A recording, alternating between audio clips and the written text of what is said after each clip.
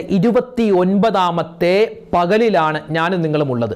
അള്ളാഹുവിൻ്റെ അതിമഹത്തായ അനുഗ്രഹത്താൽ ഇന്നത്തെ മഗ്‌രിബോടുകൂടി നിലാവ് കണ്ടാൽ, പിറ കണ്ടാൽ നമ്മൾ എന്ത് ചെയ്യുന്നു? മുഹറം മാസത്തിലേക്ക് കടക്കുകയാണ്.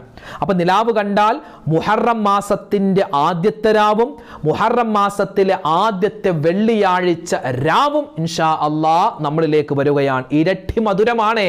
ഇനി ഒരുപക്ഷെ നിലാവ് കണ്ടില്ലെങ്കിലും നിലാവ് കണ്ടാലും നമ്മൾ ശ്രദ്ധിക്കേണ്ട, അറിയേണ്ട, പറയേണ്ട, മനസ്സിലാക്കി വെക്കേണ്ട ഒരു കൂട്ടം കാര്യങ്ങളാണ് ഇന്നത്തെ ക്ലാസ്സിൽ നമ്മൾ പഠിക്കുന്നത്. പ്രത്യേകിച്ച് നിലാവ് കണ്ടാൽ എന്തായാലും നമ്മൾ ചെയ്യേണ്ട ഒരുപാട് കാര്യങ്ങളുണ്ട്. ഇൻഷാ അല്ലാഹ് വിശദമായി ഓരോന്ന് നമ്മൾ പറയുന്നുണ്ട്. പലരൊക്കെ ഈ ബിസ്മില്ലാഹിർ റഹ്മാനിർ റഹീം എഴുതുമ്പോഴും അതുപോലെ തന്നെ 360 പ്രാവശ്യം ആയത്തുൽ കുർസി ഓതണമെന്നൊക്കെ നമ്മൾ വിശദമായി പറഞ്ഞിട്ടുണ്ട്.